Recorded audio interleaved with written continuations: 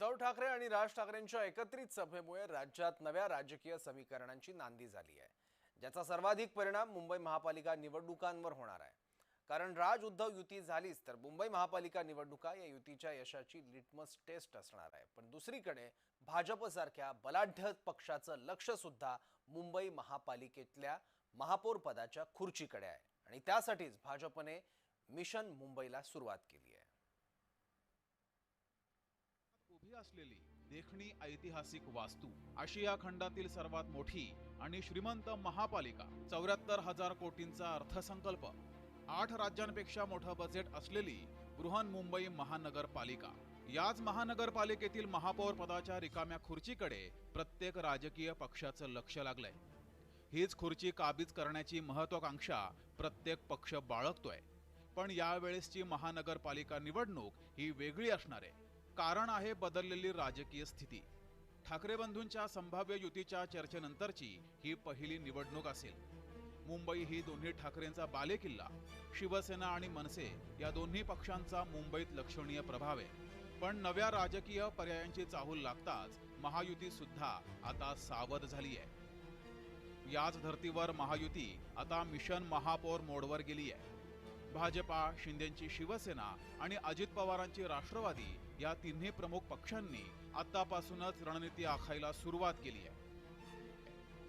ज्यानुसार महानगरपालिका ही पक्षांच्या पेक्षा उमेदवारांच्या लोकप्रियतेवर लढली जाते, त्यामुळे जिंकणाऱ्यांनाच उमेदवारी द्यायची असं ठरल्याचं दिसतंय. महायुतीची रणनीती कशी असेल त्यावर एक नजर टाकूयात. विजयाची शक्यता असलेल्यांनाच उमेदवारी दिली जाईल. जातीय भाषिक समीकरणं साधली जातील. मुंबईचे वेगवेगळ्या आधारावर सर्वे केले जातील.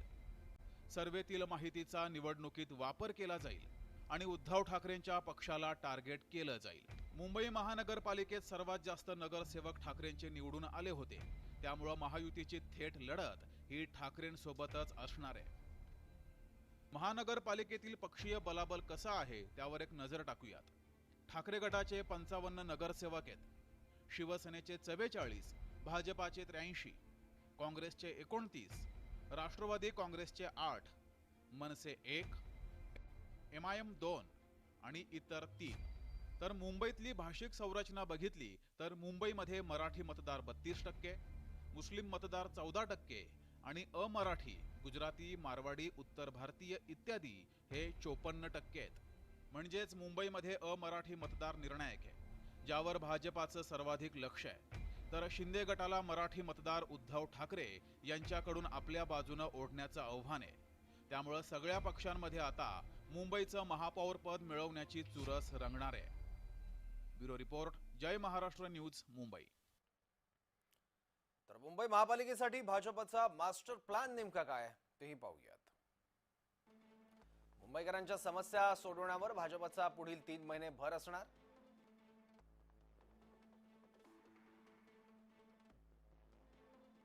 मुंबई महापालिका जिंकणं सर्व आमदारांची जबाबदारी. मुंबईतील भाजपचा आमदार प्रत्येक वॉर्डातील समस्या जाणून घेणार. महायुतीत कुठेही वाद नको, समन्वय राखा, मुख्यमंत्र्यांच्या सूचना.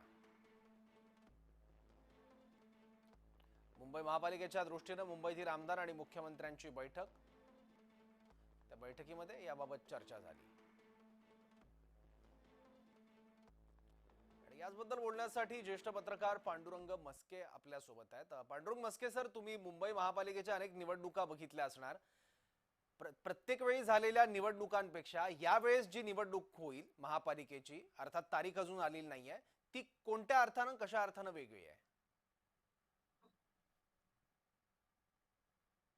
यावेळेच्या निवडणुकीमध्ये सर्वच पक्ष वेगळे वेगळे लढणार आहेत. आणि शिवसेनेचे 2 पक्ष झालेत, राष्ट्रवादीचे 2 पक्ष झालेत, मनसे वेगळी लढणार आहे, भाजप आहे. त्यामुळे उमेदवारांची संख्या एका वॉर्डमध्ये ही जास्त राहील. त्यामुळे जिंकण्याचं मार्जिन जे राहील नगरसेवकांचं ते फारच कमी राहील. म्हणजे अगदी शेकड्यांमध्ये ते मार्जिन राहील.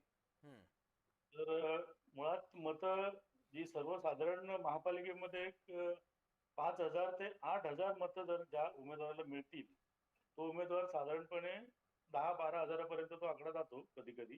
हम्म. तर त्याची विजय निश्चित असतो. परंतु यावेळेला मुळात मला मिळवण्याची मतच ही खूप कमी संख्या असणार आहे आणि त्यातही मग पुन्हा मार्जिन जे आहे ते फार अल्प असणार आहे. त्यामुळे आज एका अर्थाने आपल्याला हे सोपं वाटत असेल, परंतु ज्यावेळेस ही काटेकी टक्कर असते, त्यावेळेस अशा पद्धतीने विजय मिळवणं फार अवघड ठरणार आहे सगळ्याच उमेदवारांसाठी. कारण एकेका मतासाठी यावेळेला त्या मताला फार महत्व असणार आहे. कदाचित ते विजयाचं सुद्धा असू शकेल. हम्म. हम्म. बरोबर. पण आणखी एक फॅक्टर आहे सर, जो यापूर्वीच्या कुठल्या निवडणुकांमध्ये बघायला मिळाला नव्हता आणि या निवडणुकीत बघायला मिळू शकतो, तो म्हणजे राज ठाकरे आणि उद्धव ठाकरे यांचं एकत्र येणं. आणि दुसरी गोष्ट तापलेला मराठीचा मुद्दा. आणि तिसरी बाब की भाजपनं मिशन 150+ आपलं असल्याचं महत्वाकांक्षा यापूर्वी सुद्धा जाहीर केलेली आहे आणि गेल्या निवडणुकीत शिवसेना सोबत असून सुद्धा भाजपने आपले मनसुबे स्पष्ट केलेले होते.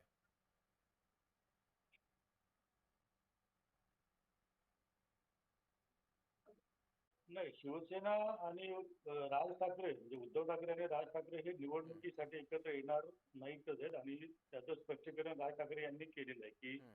मराठीच्या मुद्द्यावर एकत्र आलो म्हणजे युती झाली असं नाहीये. हम्म.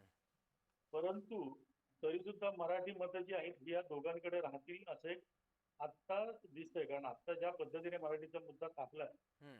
पण दुसरा एक त्याच्यामध्ये भाग असा आहे की महापालिकेच्या निवडणुका या इतक्या लवकर होणार नाहीयेत असं मला वाटतंय. कारण किमान या स्थानिक स्वराज्य संस्थांच्या निवडणुका होण्यासाठी ऑक्टोबर नोव्हेंबर उजाडणार आहे आणि ह्या 3 महिन्यामध्ये पुलाखालून बरंच पाणी वाहून जाईल. त्यामुळे आजच त्याच्यावर काही भाष्य करणं अं, मला तरी वाटतं योग्य ठरणार नाही.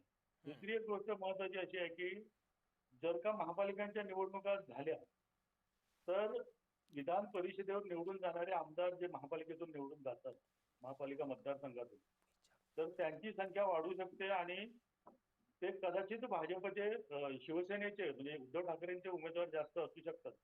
त्यामुळे विधान परिषदेमध्ये पुन्हा उद्धव ठाकरेंची संख्याबळ वाढू शकेल का, तर याचा भाजप कुठेतरी विचार करते आणि त्या दृष्टीने महापालिका निवडणुका या तातडीने घेतल्याच जातील याबद्दल थोडी साशंकता आहे.